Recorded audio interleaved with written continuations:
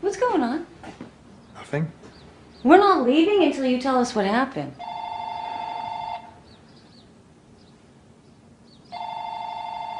No, don't answer that. Why not? Just don't. Give it to me. Well, tell me. I can't. Well, if you don't, I'm going to answer. Don't! He told me not to involve the police. Who did? The kidnapper. He took Marcus and Pella, and he told me he'd kill them if I involved the police. Better answer then. Hello? You alone? Yes. Tell me, what are you wearing? Hi. How you doing? It's me, yeah. Okay, we can just talk now. Kidnappers. Reading people is the stuff that you thought your psychology class would teach you. The ability to read, influence or persuade people at will.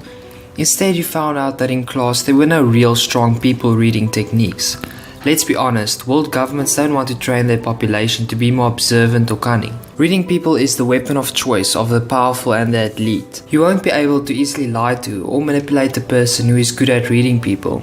They can easily see through everyone's intentions. Being able to read a person is a must if you want to gain any significant power, as making a deal with the wrong person will significantly reduce your power. Reading a person isn't as simple as looking at eye contact or body posture. It runs much deeper than that. If you want to be able to read, persuade or even manipulate people successfully, you must nurture these 6 skill sets. The first skill set is to master subtextual communication. Your mind's perception for the unseen must be sharp. You must understand people's words and actions on multiple levels. Communication is multi-layered. You should always understand what is being said, what is truly meant, and what may possibly be implied. To practice this, try and analyze the people around you. This can be your friends, family, or whoever. You're just going to observe them. Take notice of their words and much closer to their actions. Try to figure out what their values are and what drives them, then predict their future moves. Just like a poker player studies his opponent's every move, every bluff he gets a sense of how that player thinks, to a point where he can accurately predict his opponent's next move. Write down your targets and specify what they value. For example, a very kind-hearted person may value honesty and integrity and despise manipulators. A loud extroverted person may value an introverted person who listens to him and despise other extroverts who talk over him. When you understand what makes people tick, you can manipulate them. When you understand what makes you tick, you know how you can be manipulated. Okay, well, I'm going to see you, and then I will raise you.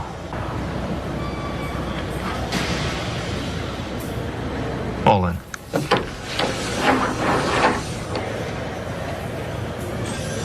You know, Puss, when you bluff, you have a real obvious tell. When I reached a tug in my ear but stopped myself, that tell? Yeah. Oh, bam! Straight flush. He got you good. The average person is largely unaware of the underlying dynamics present in their environment, which is why the power-hungry king appreciates the sleeping pawn. Heightened powers of observation are deemed threatening despite being inherently passive in nature. You may not wish to threaten another's interest, but if the other person is aware of your strong observational power, they will find it hard to trust you, fearful in the paranoia that your skill could somehow expose them. This is one of the many reasons the ability to appear unintelligent is useful and necessary, for it serves as the most effective form of concealment. You see, my friends think you're an idiot. Everybody says that. Sometimes they're not nice. Yes. Being a fool gives you a sort of power, doesn't it? You're there, and you're not there. It's like having a wizard's cloak of invisibility. I don't understand what you're saying, sir, but I like wizards. The other man said that he'd get me a root beer, but he never did. Looking back, I should have known it was you the first time I saw you. You're going down for this one. You might as well go down as your real self.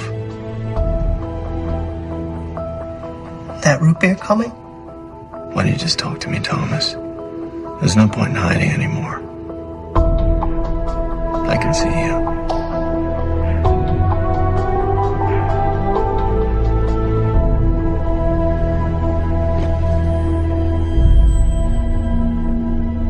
What do you want to know? The second skill is to think more logically instead of emotionally. People who are good at reading people possess a high degree of self-control and do not easily become emotional. They are open-minded to facts, logic and reasoning, but closed-minded to opinions. Therefore, they are not easily manipulated by charm. Their reasoning comes from analyzing data and facts. To practice this, whenever you feel angry or irritated at someone, instead of lashing out, calm yourself down and do not act impulsively.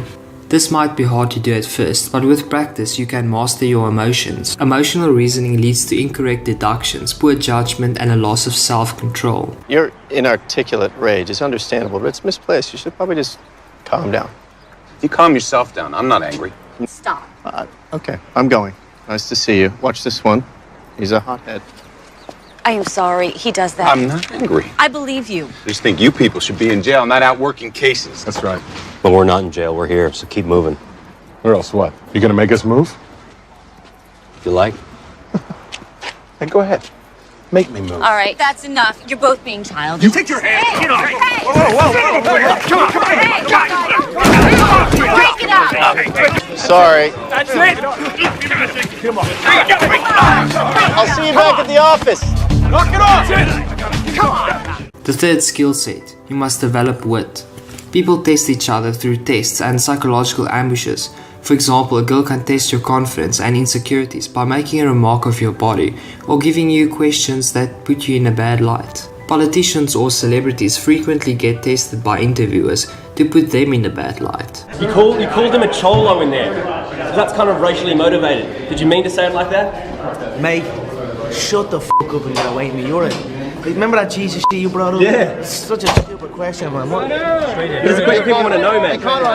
You're an idiot. If your wit isn't developed, these quick deadly attacks can make you look bad and lower your social value. However, if you are skilled and fast in this art, the attack can be deflected. You've called women you don't like fat pigs, dogs, slobs, and disgusting animals. Your Twitter account... Only Rosie O'Donnell. Or actually be counter-attacked to boost your social value. I've made a separate video explaining how to pass these tests in detail. To practice this, you can get into light-hearted banter with your friends, or you can just get into more debates with people. Experience is key. The fourth skill set, emotional intelligence. Empathy is very important to develop emotional intelligence. You must be able to put yourself in the other person's shoes. You must be able to feel what they feel, think like they think, to be able to fully become that person in a split second and embrace all their views. People with low empathy cannot do this, as they can only think from their own viewpoint. When you're able to do this, you have immense power because you know exactly how the people who stand in your way think. To quote Orson Scott, "In the moment when I truly understand my enemy, then in that very moment I also love him." It's impossible to really understand someone, what they want, what they believe, and not love them the way they love themselves.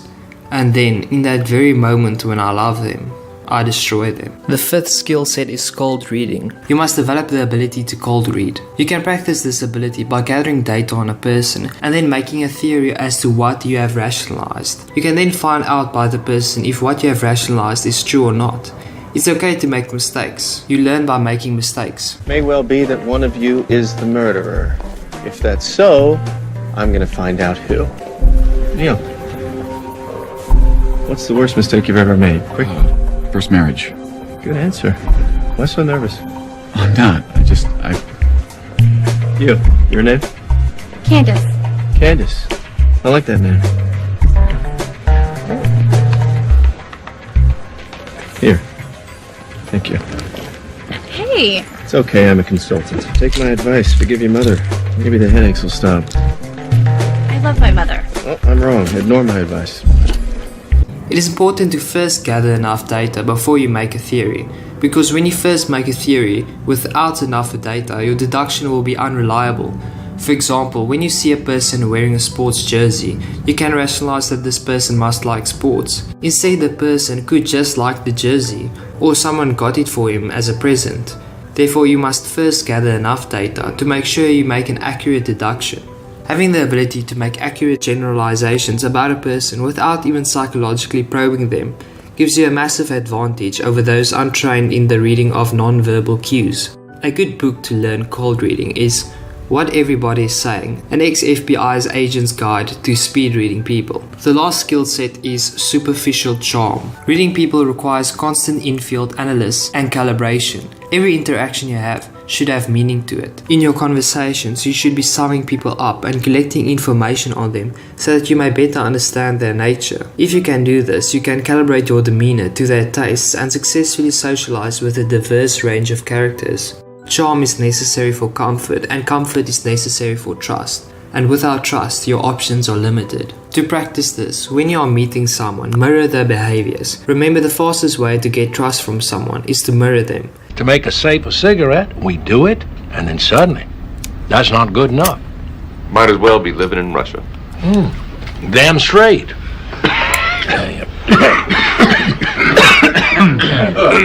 People tend to love themselves and their beliefs, and when you are a reflection of them, they will love you for it and become comfortable and open up. I imagine it must be so exciting to squeeze your finger here and watch something die over there. Could you do it? Sometimes severity is the price we pay for greatness. I couldn't agree more. For example, you wouldn't act the same way around teenagers the way you act around older people. You should always adjust your behavior to the new group you're in. When you have established yourself in the group, you can then direct and influence the group as you please. Thank you for watching, and subscribe if you want to see more videos like this in the future.